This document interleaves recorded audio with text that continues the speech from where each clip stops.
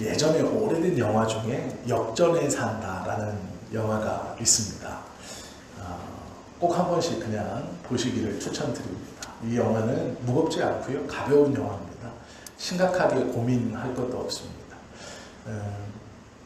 영화의 제목처럼 역전 앞에 사는 정준호 씨가 주인공이 되어서 그가 이렇게 찌질하게 살다가 개인이 성장하면서 자신의 삶이 완전히 바뀐 삶으로 살아간다고 하는 그런 코미디 영화입니다. 한 번쯤 보시면 그냥 이렇게 시간을 가볍게 보내시기에 좋은 영화입니다. 한 번씩 보시면 재미있으실 겁니다. 지금 세대는 별로 재미가 없다고 느끼실 건데 저희는 괜찮습니다. 예. 심심한데 뭘 할까 그러면 이 역전에 산다를 한 번씩 보시면 좋을 겁니다. 인생을 역전하고 싶다, 대박을 터뜨리고 싶다라는 것은 저를 포함해서 우리 성도님들이 다 생각하시는 것 중 하나일 겁니다.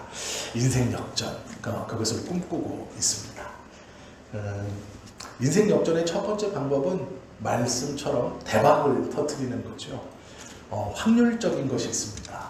이 확률적인 게 뭐냐면요, 영화 감독이 유명한 영화 감독이 되느냐, 무명한 영화 감독으로 그냥 잊혀지느냐의 차이가 무엇이냐면요, 보통 영화 감독은 10편의 영화를 제작하면 그 중에 한 편, 두 편은 큰 히트를 친답니다. 그러면 유명한 영화 감독은 이 10편의 영화를 다 제작하거나 그 중에 한 편은 무조건 히트를 치기 때문에 이 10편의 영화를 제작하거나 아니면 한 편, 두 편, 세 편 안에서 히트를 쳐야 합니다. 그러면 모든 영화 감독은 10편을 제작하면 무조건 한 편이 데이트를 하기 때문에 유명한 영화 감독이 될 수 있는데, 유명한 영화 감독과 무명한 영화 감독의 차이는 실력이나 스킬의 차이가 아니라 세 편 안에 승부를 내는 거라고 합니다. 즉 10편을 찍을 수 있는 돈이 있으면 다 성공할 수 있습니다. 한 편은 무조건 대박나기 때문입니다. 그런데 보통 투자자들이 두 편에서 세 편을 찍으면 이제 영화를 찍을 수 있는 돈이 다 떨어집니다. 그래서 이 두 편이나 세 편을 찍을 때 10편을 찍어서 무조건 한 편 대박 나는 그것을 이 두 편이나 세 편 안에 딱 운 좋게 걸리면 이제 유명한 영화 감독이 된다고 합니다. 그래서 충무로에서 돈이 많아서 10편을 찍으면 그 중에 하나는 무조건 대박 나서 유명한 감독이 될 수 있다. 넌 돈 있냐? 10편을 찍어라. 그럼 무조건 대박 난다, 한 편은. 그렇지 않고 투자를 받아서 찍으면 세 편 안에 무조건 대박 나는 영화를 한 편 찍어야 한다. 이렇게 말을 한대요. 대박 나는 방법은 둘 중에 하나죠. 세 편 안에 한 편 대박을 치든지 아니면 10편을 찍으면 됩니다. 그럼 무조건 대박이 나요. 그런데 왜 대박을 못 치느냐? 10편 찍을 돈이 없어요. 두 편, 세 편 찍으면 투자자들이 붙지 않아요. 그러면 이 두 편, 세 편 안에 10편을 찍을 때 무조건 한 번 터뜨리는 대박을 이 두세 편 안에 만나야 되는 거예요. 이게 유명한 영화 감독, 무명한 영화 감독의 차이점이라고 합니다. 열심히 노력은 다 하죠. 영화 감독들이 영화를 찍으면서 내 영화는 좀 망해도 돼, 그렇게 찍는 사람은 없습니다. 다 성공하고 싶어서 최선을 다해서 지휘를 하고 감독을 하는 것이죠. 주연 연기자들도 정말로 고민해서 이 영화에 가장 잘 어울리고 연기도 잘할 사람들을 뽑고 추려서 캐스팅을 해서 영화를 찍는 것이죠. 그런데 성공하는 영화는 극히 소수이고 대부분의 영화들은 스크린에 한번 걸려보지도 못하고 그냥 없어져 버리는 것이 현실입니다. 노력은 다 하는데 10번에 한 번을 만나는 그것을 두 번이나 세 번에 만나지 못하면 그냥 무너지는 겁니다. 실력하고 상관없대요. 이게 충무로에서 감독들끼리 하는 이야기라고 합니다. 두 번째는 로또에 맞는 거죠. 이건 이제 우리들 이야기입니다. 인생 대박을 꿈꿀 때 우리와 가장 붙어 있는 것이 뭐냐? 로또입니다. 로또는 100% 당첨하는 방법은 다 사면 되죠. 로또를 다 사면 100% 내가 당첨이죠. 그런데 로또를 다 사는 금액하고요, 1등, 2등, 3등, 4등 다 합치면 27% 정도밖에 회수를 못한다고 합니다. 즉 내가 100만 원을 들여서 로또를 다 사서 그 주의 로또를 내가 다 갖고 있어도 당첨금을 다 합쳐도 27만 원에서 23만 원밖에 못 가져간대요. 그러니까 로또를 다 사서 인생 역전을 해보겠다라는 것은 불가능한 겁니다. 로또를 맞을 수 있는 확률이 길을 걸어가다가 번개를 2번 맞는 확률하고 같답니다. 길을 걸어가다가 번개를 한번 빵 맞고 이제 한 번 남았다 하고 또 걸어가다가 한 번 더 맞아야 돼요. 그 확률하고 로또를 사서 될 확률하고 같다고 합니다. 그러면 충무로의 감독들은 대박을 치기 위해서 10편의 영화, 그걸 찍을 돈이 없으니까 2편이나 3편에서 그 10편 찍을 때 한 번 만날 수 있는 대박 영화, 그 대박을 계속 노리면서 최선을 다해서 찍어 대박을 노리는 것. 또 우리는 로또를 사면서 길거리에서 번개 2번 맞는 확률로 맞게 해주세요 하는 것. 이게 우리의 인생의 대표적인 2개의 대박. 영화 감독은 10편의 영화 중 하나. 우리는 그 로또. 이거밖에 없는 것이죠. 우리의 인생이 그 외부에서 오는 대박밖에 없다면 참 비참한 인생입니다. 그리고 그렇게 해서 인생의 역전을 할 수 있는 건 극소수일 겁니다. 로또를 대빠는 사람은 매일 TV에 나오는데 제 주변에 한 명도 없어요. 주변에 있으면 좀 어떻게 밥이라도 함께 얻어먹겠는데 한 명도 되셨는데 감추고 있는지도 몰라요. 한 번도 못 봤어요. 그 기뻐서라도 자랑할 만한데 제 주변에는 없더라고요. 그런데 TV에서 매주 나와요. 로또 1등 당첨자 몇 명. 근데 제 주변에는 한 명도 없어요. 여태까지 이만큼 됐으면 한 명이라도 있을 법한데 한 명도 없다는 게 문제죠. 인생이 변한다. 내가 대박을 치고 싶다. 로또로는 안 되고 영화 10편 찍는 건 사실상 감독들에게 불가능하기 때문에 그 2-3편의 모든 것을 다 해야 되는, 어쩌면 진짜 불가능한 인생의 대박을 꿈꾸고 있는 것이죠. 성경은요, 이 인생의 역전에 대해서 우리 안에 부흥이라는 단어로 성경은 우리에게 말씀하고 있습니다. 이렇게 살아가다가 팍 대박을 치는 인생을 성경은 부흥을 맛보는 삶, 이렇게 표현하고 있어요. 그러면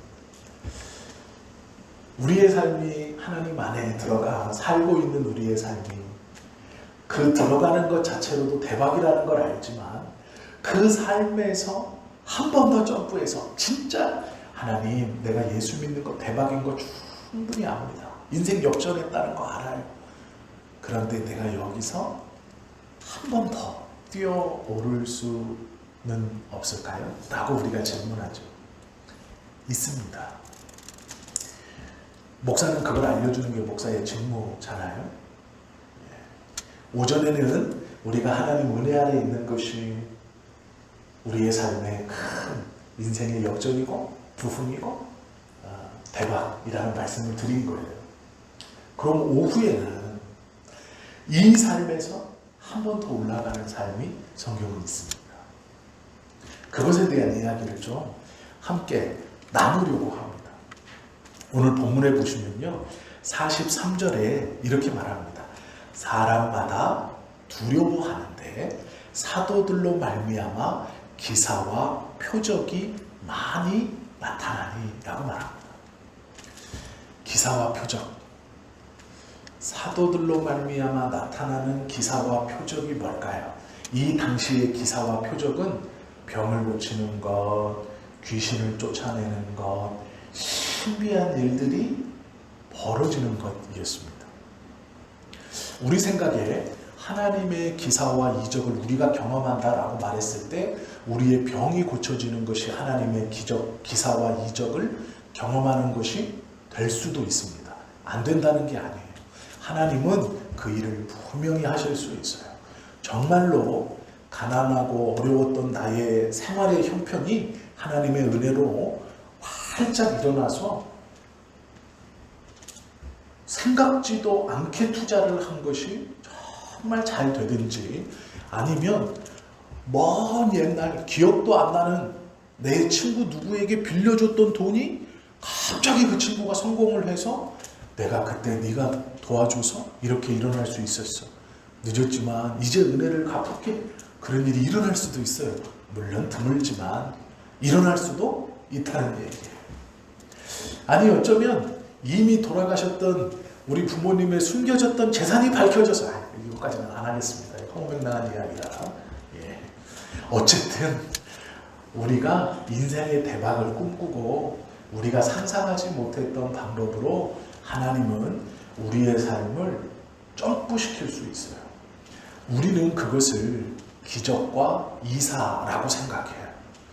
뭔가 특별한 방법, 뭔가 놀라운 방법. 맞습니다. 그 놀랍고 특별한 방법으로 하나님은 충분히 우리를 한 단계 올리실 수 있는 분이십니다. 그것을 부정하거나 의심하거나 믿지 않으실 필요는 없어요. 우리의 수준과 상식, 나의 어떠함에서 믿지 못하는 것뿐이지, 내가 믿지 못한다고 하여서 하나님은 행하시지 못하시는 분이 아니에요. 우리는 그것을 인정하는 거예요. 하나님은 내가 알지 못하는 놀라운 방법, 아니 내가 생각하는 그 놀라운 방법으로 나의 삶을 언제든지 점프시킬 수 있는 분이시다. 그걸 믿는 건 좋은 겁니다.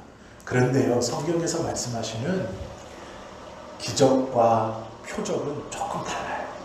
기사와 표적은 그것도 포함해서 다른 것이 더 있습니다. 그게 무엇인가 우리가 좀 알아야 돼요. 성경은요, 그것에 대해서 여러 가지 것들로 말씀하고 있는데요.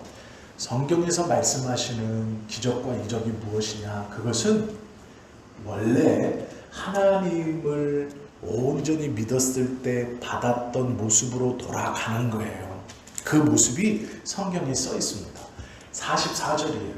믿는 사람이 다 함께 있다. 이게 아주 중요한 말입니다. 에덴 동산에서 하나님께서 아담을 만드시고 그의 갈비를 취해서 하와를 만드셨어요. 이 아담과 하와를 만드시고 하나님이 아담을 만드셨을 때도 내가 보기에 너무너무 좋았다 라고 말씀했고, 하와를 아담에게 데려왔을 때 아담이 하와를 보면서 너무너무 좋다 말씀했어요. 내 살 중에 살이요 뼈 중에 뼈다. 너무 아름답다. 너무 좋다 라고 감탄했어요. 그래서 에덴 동산에서요, 그전에는 하나님과 아담이 동거하면서 거니시고 대화를 나누고 함께 하셨어요. 그러다가 하와가 와서 이 하나님과 아담과 하와가 에덴 동산에서 함께 즐겁고 행복하게 교제하셨어요. 이 모여 있다라는 것이 원래 하나님입니다. 같이 있다라는 것, 가깝게 있다라는 것은 하나님이 우리의 삶을 점프시키는 첫 번째 특징이에요. 가까이 있는 게 좋은 거예요. 모여 있는 걸 즐거워하는 거예요. 예배에 가는 게 즐겁고, 예배에 가서 성도들을 만나고 함께 밥을 먹고 함께 교제하고 대화를 나누는 게 즐거운 거예요. 예배가 기쁘면요, 모이는 게 즐거워요. 하나님의 은혜가 우리 안에 들어오면 교회에 가는 게 즐거워요. 함께 기도하는 것이, 찬송하는 것이 즐거운 거예요. 그것을 꺼리지 않게 돼요. 모이는 것이 회복되는 거예요. 이 모이는 것이 회복된다는 얘기는 한마음이라는 뜻이에요. 마음이 같기 때문에 모이기에 부담이 없어지는 거죠. 구역에서도 부흥이 일어날 때 첫 번째 특징은 뭐냐면 모이는 게 재밌어요. 모여서 수다를 떨어도 재밌고, 기도를 같이 해도 재밌고, 찬송을 같이 해도 즐거운 거예요. 하나님께서 우리의 삶을 점프시키실 때, 올리실 때 그 은혜의 깊이를 더 부어주실 때, 은혜를 더 부어주셔서 우리가 그 은혜로 말미암아 우리의 삶에 올라갈 때 나타나는 첫 번째 특징은 모이는 것이 즐겁다는 것. 모이고 싶어 하는 마음이 생긴다는 것. 믿는 사람끼리 함께 모이고 믿는 사람끼리 모여서 하는 것이 즐겁다는 것. 그것이 무엇이든지 즐겁고 기쁘다라는 것이죠. 이것이 첫 번째예요. 성경에 보면요, 기적과 이사가 있죠. 초대교회의 사도행전 2장에 보면 오순절 성령의 역사가 나타났습니다. 나타났을 때 보이는 특징이 뭐냐, 이것입니다. 이것이 왜 일어났냐를 보려면 바벨탑까지 가야 돼요. 사람들이 노아의 홍수를 겪고 나서 사람들의 마음속에는 불안감이 있었어요. 하나님이 또 언젠가 홍수로 우리를 흩틀고 우리를 멸망시킬 수 있다. 그러면 온전한 사람이라면 우리가 더 이상 죄에 빠지지 않고 하나님의 말씀에 찰싹 붙어서 하나님과 가까이 지내면 되지라고 생각해야 정상인데, 죄로 물든 사람은 그렇지 않았어요. 자기가 하고 싶은 세상의 짓을 다 하면서 멸망받기는 싫고 그 죄에 대한 벌과 징계받기는 싫은 거예요. 그래서 생각해낸 게 뭐였냐면, 높은 탑을 쌓아서 하늘에 우리 이름을 내자. 그러면 홍수가 나더라도 우리가 높은 탑을 쌓아서 그 위에 다 있으면 흩어지지 않을 것이다. 모이고는 싶었는데, 모이기를 원했는데 특징이 있습니다. 하나님 없는 모임이에요. 모여서 죄 짓는 거예요. 모이는 건 좋은데 하나님을 거역하려고 모인다는 거예요. 이 사람들이 탑을 막 쌓습니다. 높게 쌓았어요. 하나님이 하늘에서 어느 날 성경의 기록대로라면 이게 땅에서 뭐하나 하고 보시다가 탑을 쌓는 걸 보셨어요. 그리고 내려와서 그것을 보시니까 이들이 모이는 건 모이려고 쌓는 것인데 그 쌓는 목적이 모여서 죄 지려고 하는 거예요. 죄를 벗어나고 덜어내서 우리가 성결하고 거룩하게가 아니라 죄를 더 잘 짓기 위해서 모이자. 죄를 지어도 그 죄의 결과로 흩어지는 걸 면하자. 하나님이 서로 벌하시더라도 우리는 살아남아서 죄를 짓자. 하나님 없는 모임을 잘 하자라고 바벨탑을 쌓고 있었어요. 그때 하나님이 어떻게 하십니까? 언어를 혼잡케 하셔서 흩어버리세요. 이 흩어버리신다라는 것은요, 하나님 없이 죄악 가운데 빠져 모여 죄를 짓는 이 죄인들을 언어를 혼잡케 해 흩어버리셨어요. 그럼 이들이 흩어져서 죄를 안 짓느냐? 여전히 죄를 짓죠. 사도행전 2장에 보면 성령께서 임하셔서 성령의 충만함을 받은 사도들이 하나님의 말씀을 전해요. 그런데 놀라운 일이 이루어져요. 무슨 일이 이루어지냐면 여러 나라의 사람들이 모여 있는데 한 언어가 그들 모두에게 동일한 뜻으로 들리는 거예요. 언어가 합쳐지는 일이 일어나요. 이게 무슨 말일까요? 바벨탑에서 흩으셨던, 하나님 없이 모여 죄를 짓기를 원해서 모이려고 했던 그들을 흩으셨던 그것이 성령의 충만함이 임하자 모이게 하시는 거예요. 언어를 합해 주시는 거죠. 모일 수 있도록. 그러나 이 모임이 그 모임과 다름은 이 모임은 하나님을 두고 모이는 거예요. 그걸 모일 수 있도록 성령께서 하시는 역사가 무엇이냐? 언어를 갖게 해주시는 거예요. 알아듣도록, 이해하도록. 하나님의 나라에 대해서 어찌미냐? 우리가 원근각처에서 온 사람이거늘 어찌하여 다 알아듣느냐? 언어를 하나로 모이게 하셔서 하시는 일이 뭔가요? 하나님을 중심에 두고 모일 수 있도록 하시는, 이게 기적과 이사래요. 기적과 이사가 나타나거늘 이라는 말은 다른 말이 아니에요. 물론 병을 고치고 귀신을 쫓는 것을 포함해서, 그러나 온전한 기적과 이사가 일어났다라는 하나님의 표현과 회복은 성령의 충만함으로 모이는 거예요. 그냥 모이는 게 아니라 하나님을 중심에 두고 그 하나님의 뜻을 더 잘 지키고 우리의 죄악을 버리고 성결케 되기 위해서 모이게 하시는 거예요. 이것이 첫 번째 역사예요. 모이게 하신다. 그러기에 우리의 마음에 모이는 것에 기쁨이 있고 함께 모여서 하나님을 중심에 두고 기도하고 찬송하고 하는 것에 기쁨이 있다면 이제 하나님이 나로 내 삶을 올려주시는구나 해도 괜찮은 거예요. 정상이에요. 이제 뭔가 기대해 볼 만해요. 그러나 하나님 나는 로또가 좋아요. 예배는 오전에 드렸습니다. 기도는 주일날 교회 가서 모여 밥 먹게. 야, 내가 뭐 거기 가서 그거 안 먹어. 나 잘 먹고 잘 살아. 아직 기대하지 마세요. 멀었구나. 하나님 난 아직 아닌가 봐요. 왜 그렇게 생각하세요? 그러나 모이기가 기쁘고 믿는 자들이 함께 모여서 내가 그 모임이 즐겁다면 하나님이 이제 내 삶으로 올려가시는구나. 예배가 그립고 기도가 그립고 믿는 자들과의 교제가 그립고 하나님의 말씀이 그립고 내가 교회 그것이 생각나고 그립다면 하나님이 우리를 올려주신다는 표시로 알아들으셔도 된다는 거예요. 먼저는 모이게 하시는 것이 은혜예요. 성령의 충만함을 받고 성령께서 제일 먼저 보여주시는 은혜가 하나님을 중심에 두고 모이게 하셨다라는 이게 기적과 이사입니다.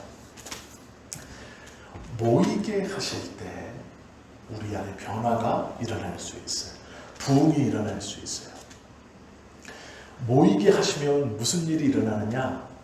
내 안에서 나도 모르는 것들이 시작됩니다. 나도 모르는 것이 뭐냐? 해본 적 없는 것들을 하게 돼요. 그게 뭐냐? 오늘 말씀에 나타나 있어요. 믿는 사람이 다 함께 있어 모든 물건을 서로 통용하고 이거 그전에 해본 적 없어요. 또 재산과 소유를 팔아 각 사람의 필요에 따라 나눠주며 그전에 해본 적 없어요. 날마다 마음을 같이하여 성전에 모이기를 힘쓰고 그전에 해본 적 없어요. 집에서 떡을 떼며 기쁨과 순전한 마음으로 음식을 먹고 해본 적 없어요. 이 당시는요 계급제 사회예요. 노예가 있고 평민이 있고 귀족이 있고 왕이 있는 시대예요. 그런데 그거 상관없이 모여요. 내 좋은 물건, 너의 조금 허물한 물건 나누기를 기뻐해요. 그전에는 해본 적 없어요. 재산과 소유를 팔아 가난한 자들을 구제하고 저들의 어려움이 나의 어려움으로 다가오고 저들의 필요가 내가 필요를 채워줘야 할 것으로 다가오는 거예요. 그전에 해본 적 없어요. 그전에는 생각해 본 적이 없어요. 각 사람에 따라 필요에 따라 나눠주고 날마다 마음을 같이 해서 성전에 모여서 함께 예배하고 기도하고 말씀을 나눔이 내 생활에서 얼마나 기쁜 것인가 그전에 해본 적 없어요. 그러나 그 일이 일어나요. 집에 돌아가서는 어때요? 아이고 이놈의 친구 옆집은 잘만 살고 누구네는 나는 이거 먹고 나는 아니에요. 기쁨과 감사한 마음으로 순전한 마음으로 음식을 먹으며 기뻐하는 거예요. 그 음식이 중요한 게 아니라 하나님 이 은혜가 그 안에 있는 하나님의 은혜가 감사해서 기쁜 마음으로 그것을 박한 음식이겠죠. 그러나 그것을 기쁘게 내 생활에 만족하는 거예요. 그전에 해본 적 없는 거예요. 그전에는 불평이었고 불만이었고 내가 모임에 가려면 입으로 신경 쓰이고 머리가 신경 쓰이고 돈이 신경 쓰이고 회비는 얼마인가 어디를 가나 누구는 또 뭐 있는 척 하겠지.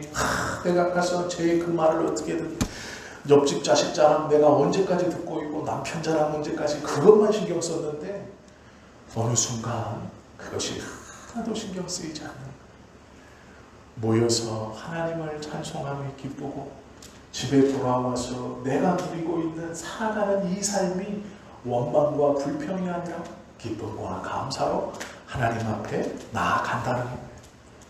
그 전에 해본 적 없는 것이 자연스럽게 일어나는 것이죠. 하나님을 찬미하며 또 백성에게 칭송을 받으니 주께서 구원받는 사람을 날마다 더하게 하시더라. 온종일 하나님을 찬미하는 내 안에 변화가 일어나고 하나님이 나의 삶의 인생의 역전을 시켜주시는 것은 두 가지 특징이에요. 첫째, 모이기를 힘써. 둘째, 하지 않았던 짓을 너무 자연스럽게 해요. 셋째, 온종일 하나님을 찬미하는. 누가 시키지 않아도 마음에 기쁨과 감사가 있기 때문에 흥얼흥얼 될 수 있는 것이죠. 삭개오를 보세요. 성경에 삭개오라는 사람이 있습니다. 태어나면서부터 키가 작았대요. 그가 예수님이 자신의 마을에 온다는 소리를 듣고 예수님을 너무 보고 싶었어요. 그런데 키가 작아서 예수님 지나가는 것이 안 보이니까 그 길가 옆에 있는 뽕나무 위에 올라가요. 삭개오가 애들이 아닙니다. 그의 직업이 세리장이에요. 세리장이 되려면 30대 중반 정도 돼야 돼요. 30대 중반이면 지금 그래 그냥 그런데 하지만 그 당시의 나이로는 지도층이에요. 30대 중반이면 16살부터 성인 대접을 해줬거든요. 30대 중반이면 한 15년 이상을 성인으로 산 거예요. 그 이스라엘 공동체에서 어른 대접으로 15년을 살았어요. 그리고 이 사람은 세리장이에요.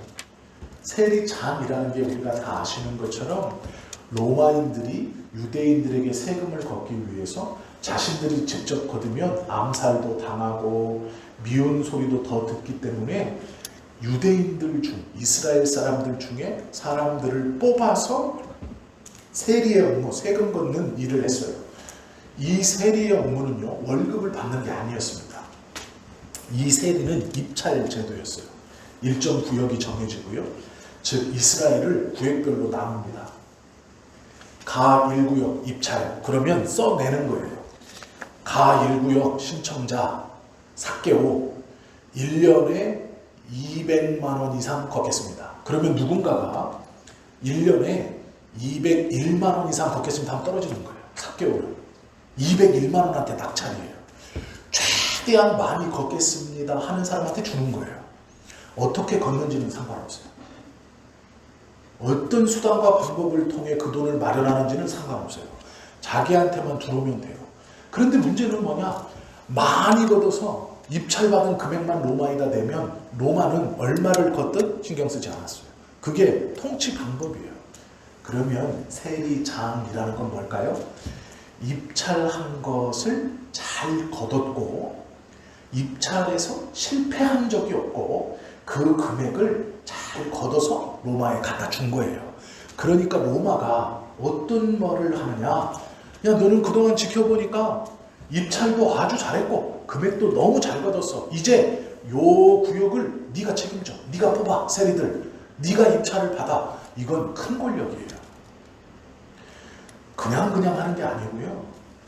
야, 이 가구역 전체 가1, 가2, 가3, 가4, 가5, 가6, 가7, 가8, 가9, 가19역 이 가구역을 네가 책임져. 네가 10명 세리 뽑아가지고 입찰 받아가지고 얼마를 우리한테 줄 수 있는지 가구역 전체에서 얼마를 1년에 우리한테 줄 수 있는지 네가 적어서 내고 10명 뽑아서 그거 걷어서 나머지는 알아서 해. 이거예요. 이해가 되시죠? 이게 세리장이에요. 이스라엘 백성들에게 욕을 먹을 수밖에 없고 원망과 저주를 받을 수밖에 없어요. 그 사람들은요, 길거리에 잘 보여도 안 돼요. 이스라엘 백성들이 돌을 던질 수도 있어요. 물론 로마의 관리이기 때문에 보이는 데서는 못했지만 뒤에서는 수군거리고 조금의 틈이라도 있으면 그를 막 물어뜯으려고 하는 것이고 그에 대한 모함과 험담 이것이 엄청나게 일어나는 거예요. 잔치 자리에도 초대도 되지 못하고요. 하나님의 성전에 들어가 예배를 드릴 수도 없었어요. 또한 어떠한 재판의 증인으로 서지도 못했고 세리는요 전쟁의 군인으로 참전할 수도 없었어요. 이게 무슨 얘기냐면 이스라엘 백성이지만 이스라엘 백성이 아니다라는 거예요. 너는 성전이나 회당에 나와서 예배할 수도 없는 자다. 너는 우리가 이스라엘 백성들의 문제를 재판할 때 증인이나 참고인으로서도 소용이 없는 자다라는 뜻이에요. 너는 로마의 빌부터 사는 놈이다 라는 거예요. 그 장이에요. 그 장이 뽕나무에 올라갔다는 건 구설수에 올라내리는 일이에요. 사람들이 세리가 누구인지 다 알아요. 저 세리장 삭개오가 누구인지 다 알아요. 그가 얼마나 지독하게 살았겠어요. 세리였다가 세리장이 된다는 건 그의 삶이 얼마나 지독하게 살았는지 우리에게 충분히 설명해주고 납득되는 그 한마디예요. 삭개오 앞에 세리장이라고 붙었다는 거죠. 세리도 아니고 마태처럼 성전 앞에 앉아있다가 지나가는 사람한테 통과세 2원입니다. 2원입니다. 이렇게 받는 것도 욕먹었어요. 야, 나 10분 전에 들어갔다가 놓고 온 거 있어가지고 나왔는데 또 받아? 너 나 알잖아. 나 10분 전에 들어갔어. 가차 없는 것이죠. 1명 통과, 2명 통과. 이것도 욕먹는 짓인데 그 모든 것들을 그 구역 전체를 담당하는 사람이에요. 욕을 안 먹겠습니까? 원망을 안 들었겠어요? 제가 좋은 표현으로 지금 표현하는 것. 증오의 대상이에요. 이 대상은요, 낮에 거리를 활보하지 못해요. 언제 테러를 당하거나 언제 해코지를 당해도 아무 이상 없어요. 아무도 도와주지 않을 거예요. 오히려 잘됐다, 옳거니 할 거예요. 그런데 이 세리가요, 이 세리장 삭개오가 뽕나무에 올라가요.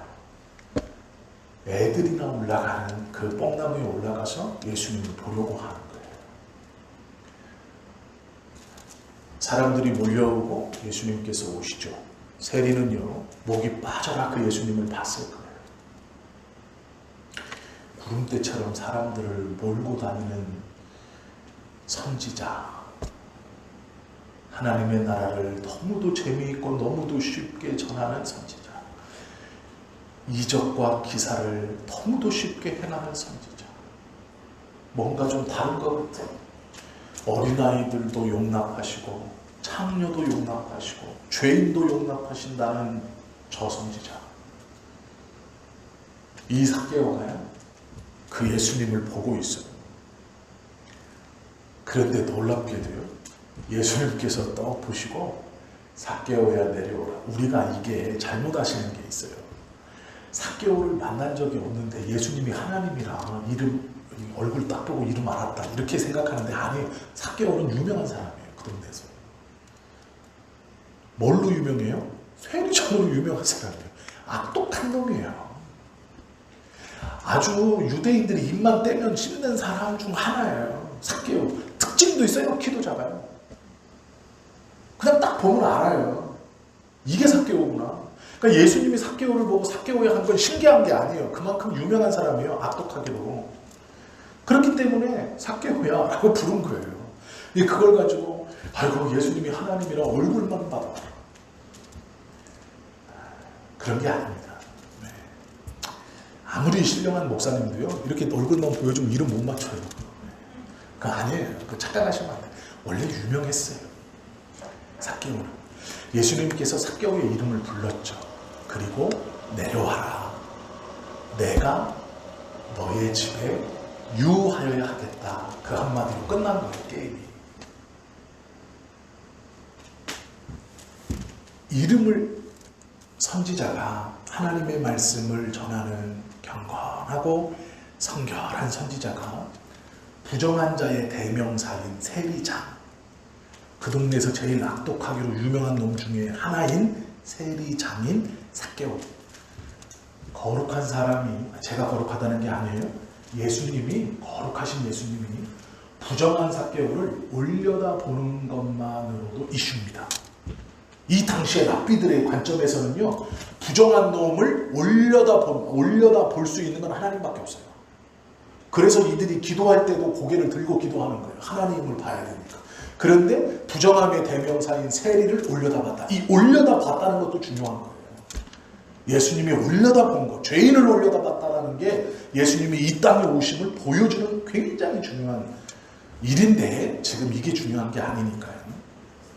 삭개오라고 이름을 불렀어요. 이건 부정함의 대명사입니다. 그런데 거룩한 예수님이 이름을 불러줘요. 삭개오야. 거룩한 예수님이 부정한 것을 부르시는 거예요. 우리는 주변에 있는 제자들은 난리가 나죠. 아유, 예수님, 그나마 지금 제사장들이 쑥은데요. 예수님 수준이 낮다고. 정통 랍비가 아니라고. 그런데 저 죄인을 올려다보는 것도 지금, 아이고, 그런데 이름을 부르시면 안 돼요. 저 사람 부정한 사람이에요. 다 알고 있잖아요. 부정한 사람, 세리장, 삭개오. 그런데 예수님 올려다보는 것도 안 되고, 이름을 부르는 건 더 안 되는 거예요. 예수님 구설수에 올라요. 얘도 구설수에 오르지만 예수님도 구설수에 오르는 거예요. 근데 예수님이 한마디 더해. 내가 너의 집에 유하여야 되겠다. 이 세리가 받은 충격은요, 이 삭개오가 받은 충격은 말로 다 할 수 없는 거예요.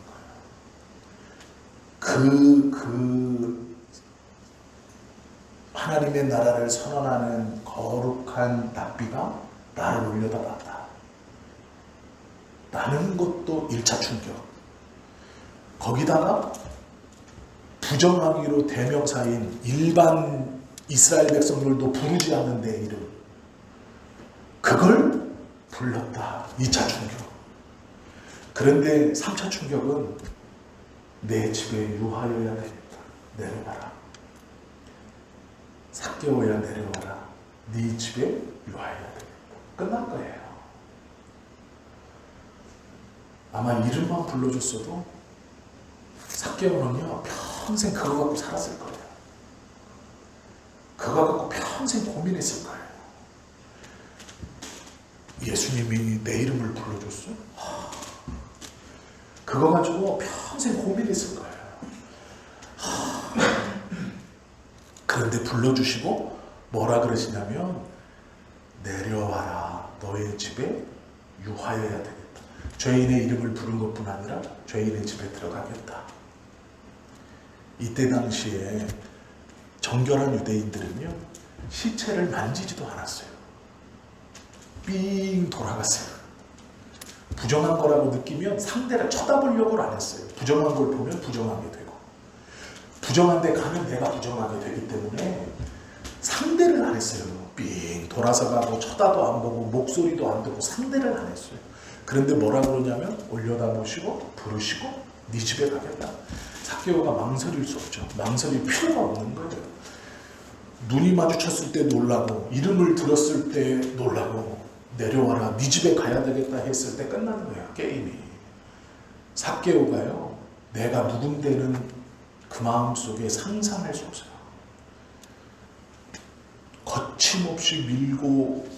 거침없이 삭개오의 마음을 비집고 들어오시는 예수님의 그 음성이 삭개오로 하여금 자신의 어떻고를 판단할 시간을 주지 않는 거예요. 그냥 그 마음을 깨부셔서 비집고 들어오시는 거예요. 세 마디의 음성으로 바라보시고 이름을 부르시고 내려와라 네 집에 이루어야 되겠다. 이 거침없는 말 속에 삭개오가 생각하고 있던 자신의 모습, 이스라엘 백성들이 판단하고 있던 삭개오의 모습, 선지자에 대한 선입견, 죄인에 대한 선입견, 그 당시에 자신들이 가지고 있었던 거룩에 대한 선입견을 다 깨우신 거예요. 삭개오는 그 거침없이 마음을 밀고 들어오시는 예수님을 거절할 수 있는 능력이 없어요. 너무 큰 것이 밀려왔기 때문에 상상해보지 못했던 은혜가 밀려왔어요. 그리고 속히 내려와 자신의 집으로 모시고 갑니다. 모시고 가서 예수님 앉자마자 하는 얘기가 뭐예요? 예수님, 저는 삭개오예요. 이 말이요, 베드로가 예수님의 설교를 듣고 그 배 안에서 주님, 저는 죄인입니다. 나를 떠나소서와 똑같은 얘기예요. 예수님, 저는 삭개오예요. 이 말은 저는 부정한 자예요. 왜요? 삭개오는 부정한 자거든요. 그 동네에서 다 알아요.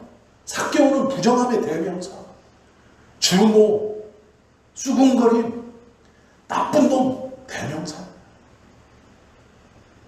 삭개오가 자신의 이름을 그런 이름의 뜻으로 사람들이 쓴다는 것을 알매도 평소에 자신의 이름을 그런 뜻으로 쓰는 것을 아는데도 자기의 이름을 말했겠어요? 말할 수 없죠. 사람들이 자기 이름을 자기 이름으로 부르는 게 아니고 죄인의 이름을, 조롱거리의 이름을, 어떤 개돼지의 이름을 비유할 때 쓰는 거예요. 제가 조금 예를 들자면 동네 지나가는 개 이름이 삭개오일지도 몰라요. 아니 사람들이 그렇게 불렀을지도 몰라요. 에이 삭개오 같은 놈 이랬을지도 몰라요. 그런데 삭개오가 어디 가서 제 이름이 삭개오입니다. 아, 그 개 이름하고 똑같네요. 이름이. 그런데 예수님 앞에 예수님 제가 삭개오예요. 이 말은요, 제가 그 죄인의 대명사예요. 죄인이에요 라고 말하는 거예요. 그런데 그 다음 말이 놀랍죠. 예수님, 제가 남의 것을 뺏은 것 있다면 4배로 돌려주고 재산을 팔아서 가난한 자들에게 주겠습니다. 예수님이 뭐라고 하세요? 이도 아브라함의 자손이다. 이렇게 말해요. 이것이 변화받은 사람의 반응이에요. 내가 염치가 있지. 내가 그동안 한 짓이 있고 사람들이 나를 평가하는 말이 있고 내가 그동안 손가락질 받은 게 있고 내가 생각해도 나는 세리장으로 그렇게 욕을 먹으면서도 악착같이 살아서 내가 가질 수 있는 건 돈밖에 없고 무시 안 당하려면 이것을 움켜줘야 된다고 생각했는데 그 마음의 변화가 일어나자 그것을 놓는 거예요. 그래서 고백하는 거예요. 제가 삭개오예요. 내가 죄인입니다. 하고 자신의 것을 놓는 거예요. 시키지도 않아요. 자연스럽게 놓는 거예요. 그리고 나서 이 삭개오가 어떻게 했을 것 같습니까? 우리는 짐작해 볼 수 있죠. 예수님을 따라다녔겠죠. 자기에게 그 은혜를 주셨는데 자기의 마음을 그렇게 밀고 들어와서 무엇이 삶에서 중요한 것인가를 알게 해주셨는데 예수님이 공동체 이름을 불렀겠죠. 아마 삭개오를요, 그 뒤에 삭개오를 안 불렀을지도 몰라요. 다른 이름으로 불렀을지도 몰라요. 그런데 삭개오라는 이름의 뜻이 어떤 것인지 아세요?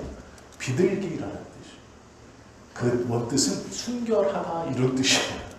삭개오라는 이름의 뜻이 놀랍지 않나요?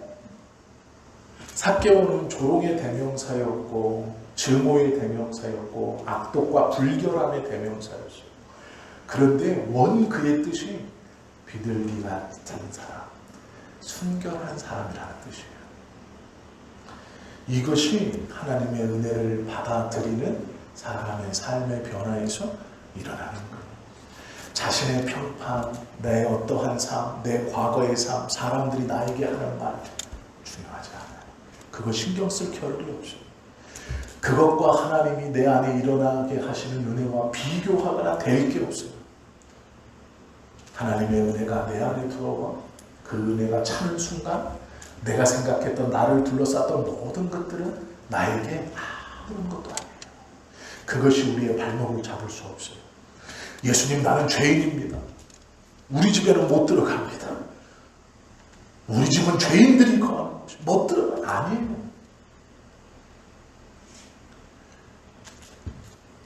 그 변화를 겪은 삭개오와 그것이 무엇인지 모르고 그것이 하나님의 나라가 확장되어지는 방법을 알지 못하는 제사장들은 그것을 보고 예수님을 꾸짖어요. 죄인과 세리와 창기와 함께 먹고 마시기를 즐거워하는구나. 이 말은 뭐예요? 부정한 것과 어울리니 너도 부정한 것이 되었다라는 뜻이에요. 니들은 그렇죠. 이들은 그렇죠. 자신들이 스스로 깨끗지 않기 때문에 부정한 것에 가면 자기가 부정해져요. 그러나 예수님은 아니에요. 예수님은 스스로 깨끗하기 때문에 부정한 것에 가면 부정해지는 게 아니라 부정한 것이 깨끗해지는 거예요. 이것이 차이예요. 하나님이 우리에게 주시는 은혜는 내 안에서 나온 은혜가 아니기 때문에 거룩하신 하나님이 우리에게 주신 거기 때문에 그 은혜를 받으면 하나님이 더러워지는 게 아니라 우리가 깨끗해지는 거예요. 우리가 과거에서 자유로움을 얻는 거예요. 내 환경과 내 평판과 내 여건, 내게 손가락질하던 것에서 하나님이 오염되는 게 아니라 우리가 자유로워지는 거예요. 나를 누르고 있는 죄악에서, 죄의 습성에서 우리가 깨끗해지는 거예요. 우리 안에 그런 자유로움이 있다면 하나님이 이제 우리를 올리시는 거예요. 우리의 삶을 한 번 더 업그레이드 시켜주시는, 부흥시켜주시는, 인생 역전을 허락해 주시는 거예요.